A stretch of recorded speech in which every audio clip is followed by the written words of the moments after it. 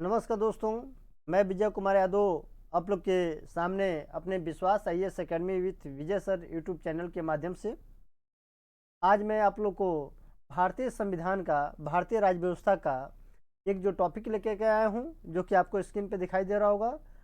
सरकार, अध्यक्षीय सरकार, यानी कि हम जो बात करेंगे सरकार के बारे में बात करेंगे। अब सरकार किन देशों में किन रोल मॉडल पे किस प्रकार की सरकारें होती हैं, इनकी बात करेंगे। कहीं पर अध्यक्षीय सरकार होती है, कहीं संसदीय सरकार होती है, कहीं एकात्मक सरकार होती है और कहीं संघात्मक सरकार का कॉन्सेप्ट होता है। तो यहाँ से हम आपको बताने वाले हैं कि किस देश में किस व्यवस्थाओं में कौन सी सरकार होती है और किसकी कैसी व्यवस्था बनती है। इस व्यवस्थाओं के आधार पर कौन सा देश किस रूपों में चलता है। यहाँ से चाहे वो आईएएस हो या पीसीएस हो या टीजीटी हो, पीएचटी हो या टेट हो, सुपर टेट हो या ऑल वनडे कोई एग्जाम्स हो, हर एक एग्जाम्स में यहाँ पर यह टॉपिक इम्पोर्टेंट होता है। तो इसीलिए इस टॉपिक को लेकर करके मैं आया हूँ और आप लोग को यह बताना चाहता हूँ कि सरकारें किस रूप में होती है। तो सरकारों के कई रूप होते हैं जिसमें हम बात करेंगे। स्क्रीन पे आप देख रहे हैं क्या है, अध्यक्षीय सरकार। यह अध्यक्षीय सरकार कैसे किस रूपों में होती है, तो कहेंगे यह सरकार शक्ति पृथक्करण के सिद्धांत पर आधारित होती है। किन रूपों में होती है? शक्ति पृथक्करण के सिद्धांत पर आधारित होती है। यह सिद्धांत किसने दिया था? मॉन्टेस्क्यू ने दिया था। किसने दिया था? मॉन्टेस्क्यू ने दिया था। अब इसका अर्थ क्या है? कार्यपालिका। अब कार्यपालिका में कौन कौन से होते हैं? राष्ट्रपति होते हैं, प्लस मंत्री होते हैं और विधायिका। ये कार्यपालिका और जो विधायिका होता है, इस कार्यपालिका और विधायिका, यदि इसकी हम बात करें यहाँ पर कि ये कार्यपालिका और विधायिका पृथक पृथक और स्वतंत्र होते हैं। क्या होते हैं? यहाँ पर अध्यक्षीय सरकार में कार्यपालिका और विधायिका क्या होते हैं? पृथक पृथक और स्वतंत्र होते हैं। क्या होते हैं? पृथक पृथक और स्वतंत्र होते हैं। ये बहुत इंपॉर्टेंट पॉइंट है। अगली जो बात हम करेंगे कि जब यहाँ पर कार्यपालिका और विधायिका पृथक पृथक और स्वतंत्र होंगे, अतः अध्यक्षीय सरकार ऐसी सरकार होती है जिसमें कार्यपालिका और विधायिका एक दूसरे से पृथक पृथक और स्वतंत्र होते हैं। क्या होते हैं?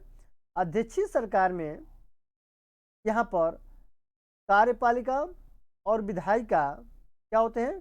पृथक पृथक और स्वतंत्र होते हैं। क्या होते हैं? पृथक पृथक और स्वतंत्र होते हैं। अमेरिका में राष्ट्रपति और विधायिका का चुनाव अलग अलग होता है। क्या होता है? अमेरिका जैसे देशों में राष्ट्रपति और विधायिका का चुनाव होता है। किन रूपों में? अलग अलग रूपों में होता है। राष्ट्रपति और उनके मंत्री विधायिका के सदस्य नहीं होते हैं। वहां पर राष्ट्रपति और उनके मंत्री क्या होते हैं? विधायिका के सदस्य नहीं होते। ये बहुत इंपॉर्टेंट पॉइंट है दोस्तों। यानी कि अमेरिका जैसे देशों में राष्ट्रपति और उनके मंत्री विधायिका के सदस्य नहीं होते हैं। अगली जो बात हम करेंगे यह है, कार्यपालिका और राष्ट्रपति विधायिका के प्रति उत्तरदायी भी नहीं होते हैं। अमेरिका जैसे देशों में जहां पर अध्यक्षीय सरकार है, वहां पर कार्यपालिका या राष्ट्रपति विधायिका के प्रति उत्तरदायी नहीं होता है। क्या होता है? उत्तरदायी नहीं होता है। अतः विधायिका अविश्वास पारित करके उसे पद से हटा भी नहीं सकती है। तो अध्यक्षीय सरकार में जहां पर अध्यक्ष सर्वे सर्वा होता है, ऐसे जगहों पर विधायिका अविश्वास पारित करके राष्ट्रपति को पद से हटा नहीं सकती है, क्योंकि उसके पास ही पावर नहीं होता है। अतः अमेरिका जैसे देशों में क्या है? अमेरिका जैसे देशों में राष्ट्रपति अपने पूरे कार्यकाल के लिए चुन लिया जाता है। अब इसका अमेरिका जैसे देशों में राष्ट्रपति का कार्यकाल कितना होता है? 4 वर्ष का होता है। जब तक 4 वर्ष होगा नहीं, तब तक वहाँ का राष्ट्रपति अपना कार्य क्या है? करता रहेगा। क्योंकि ऐसे देशों में जब तक उसके खिलाफ अविश्वास प्रस्ताव पारित नहीं हो जाता, तब तक होगा नहीं। और यहाँ पर अविश्वास प्रस्ताव पारित होना लाना आसान नहीं है। अब इसके खिलाफ क्या आ सकता है? क्योंकि जनता द्वारा चुना नहीं गया है।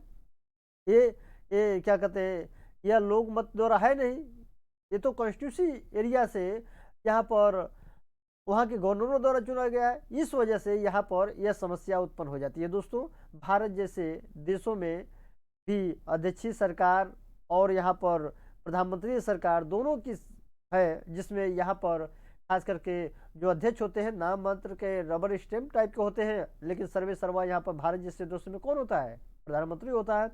और अमेरिका जैसे देशों में सर्वे सर्वा कौन होता है? ये वहाँ का राष्ट्रपति होता है। तो यही कारण है कि यहाँ पर उसे पद से हटाया नहीं जा सकता है। तो अध्यक्षीय सरकार में राष्ट्रपति ही नाम मात्र की वास्तविक कार्यपालिका शक्ति होता है। क्या होता है? वास्तविक कार्यपालिका शक्ति होता है। अतः अमेरिका के राष्ट्रपति को महाभियोग के अलग महाभियोग के द्वारा ही उसे पद से या हटाया जा सकता है। अमेरिका के राष्ट्रपति को महाभियोग के अलावा किसी अन्य तरीकों से उसे नहीं हटाया जा सकता। उसको यदि हटाना है अमेरिका के राष्ट्रपति को, तो उसके लिए सिर्फ मात्र एक कारण है कि उसके प्रति क्या लाया जाए? महाभियोग लाया जाए। और महाभियोग की प्रक्रिया बहुत ही टेढ़ी प्रक्रिया होती है, इसीलिए वहाँ का जो राष्ट्रपति होता है लगभग 4 वर्ष के लिए क्या होता है? अपना एक निरंकुश टाइप का हो जाता है। अध्यक्षीय सरकार में राष्ट्रपति ही नाम मात्र की और वास्तविक कार्यपालिका होती है। जहाँ पर अध्यक्षीय सरकार होती है, इस अध्यक्षीय सरकार में राष्ट्रपति ही नाम मात्र की और वास्तविक कार्यपालिका होती है। जो कहेगा उसके कहना को सभी लोग को क्या होता है? मानना पड़ता है। अगली बात करेंगे संसदीय बनाम अध्यक्षीय सरकार। किसकी बात करेंगे? संसदीय बनाम अध्यक्षीय सरकार की बात करेंगे। संसदीय सरकार में विधायिका और कार्यपालिका, संसदीय सरकार की जहां बात करेंगे तो यहां पर विधायिका और कार्यपालिका एक दूसरे से जुड़े हुए होते हैं। क्या होते हैं? एक दूसरे से जुड़े हुए होते हैं। जबकि अध्यक्षीय सरकार में एक दूसरे से क्या होते हैं? स्वतंत्र और पृथक और स्वतंत्र होते हैं। क्या होते हैं? पृथक और स्वतंत्र होते हैं। संसदीय सरकार उत्तरदायी सरकार होती है। क्या होती है? संसदीय सरकार उत्तरदायी सरकार होती है। इसीलिए संसदीय सरकार संसद के प्रति अपनी उत्तरदायी जवाबदेही समझती है, जबकि अध्यक्षीय सरकार उत्तरदायी सरकार होती है। अध्यक्षीय सरकार क्या होती है? उत्तरदायी सरकार होती है। इसका संसद के प्रति कोई जवाबदेही नहीं होती है। संसदीय सरकार अस्थिर सरकार होती है। क्या होती है? संसदीय सरकार अस्थिर सरकार होती है, क्योंकि वह संसद के अविश्वास से सरकार को कभी भी गिराया जा सकता है। क्योंकि संसद के अविश्वास से सरकार को कभी भी गिराया जा सकता है। जबकि अध्यक्षीय सरकार स्थिर सरकार होती है। क्या होती है? अध्यक्षीय सरकार क्या होती है? स्थिर सरकार होती है। अब जो हम बात करेंगे एकात्मक सरकार की, किसकी बात करेंगे? एकात्मक सरकार की बात करेंगे। जिस सरकार में सारी शक्तियां केंद्र में निहित होती है उसे क्या कहते हैं? एकात्मक सरकार कहते हैं। जिस सरकार में सारी शक्तियां किसमें निहित होती है? केंद्र में निहित होती है, उसे क्या कहते हैं? एकात्मक सरकार कहते हैं। एकात्मक सरकार में केंद्र और राज्यों के बीच शक्तियों का विभाजन नहीं होता। इसमें एकात्मक सरकार में केंद्र और राज्यों के बीच शक्तियों का विभाजन, यहाँ पर शक्तियों का विभाजन नहीं होता। इंपॉर्टेंट होता है, यह इंपॉर्टेंट है। अतः सारी शक्तियां किसमें निहित होती है? केंद्र में। सारी शक्तियां किसमें निहित होती है? ये केंद्र में निहित होती है। सारी शक्तियां किसमें निहित होती है? केंद्र में निहित होती है। अगली बात करेंगे एकात्मक सरकार में इकहरी नागरिकता होती है। क्या होती है? एकात्मक सरकार में इकहरी नागरिकता होती है। कैसी नागरिकता होती है? सिंगल नागरिकता होती है। इकहरी न्यायपालिका होती है। क्या होती है? इकहरी न्यायपालिका भी होती है ऐसी सरकारों में।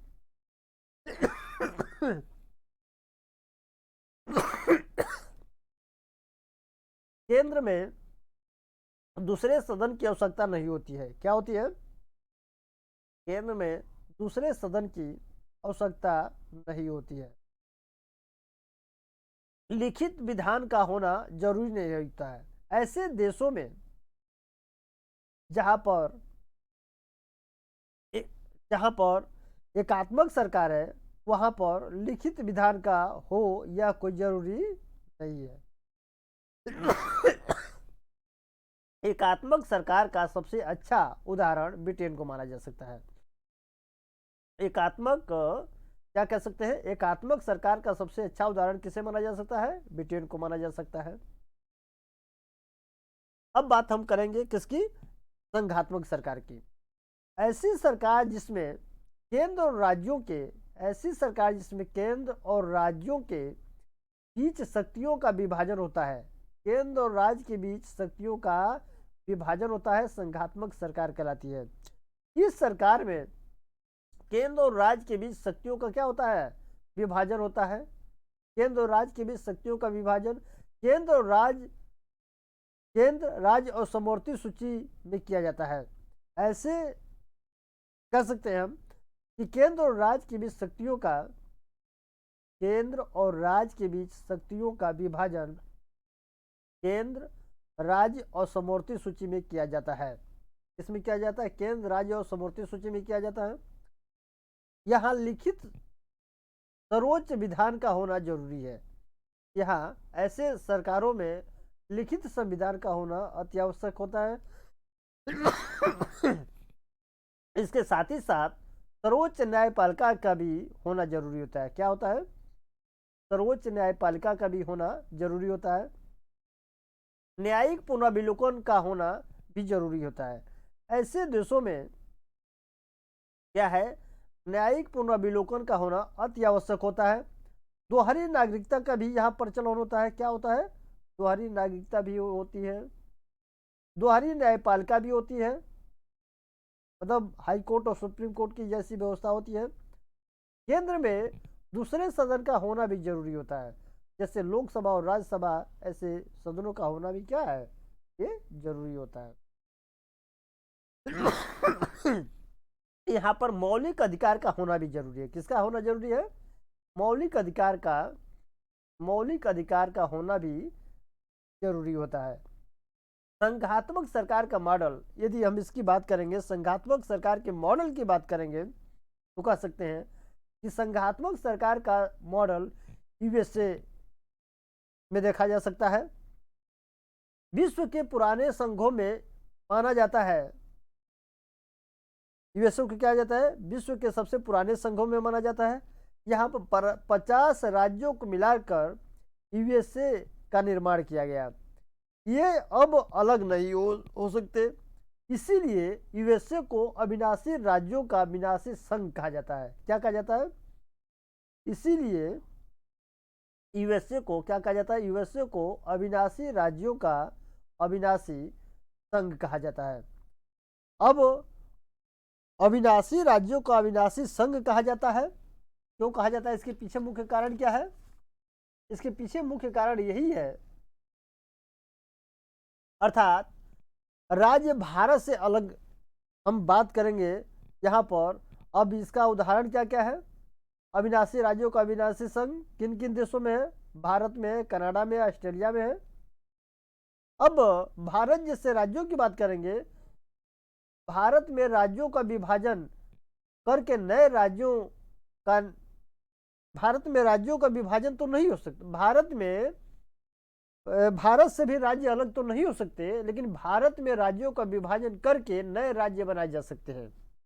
जैसे आंध्र प्रदेश का विभाजन करके तेलंगाना बना, मध्य प्रदेश का विभाजन करके छत्तीसगढ़ बना, उत्तर प्रदेश का बंटवारा करके उत्तराखंड बना, बिहार का बंटवारा करके झारखंड बना। ये तमाम उदाहरण लिए जा सकते हैं।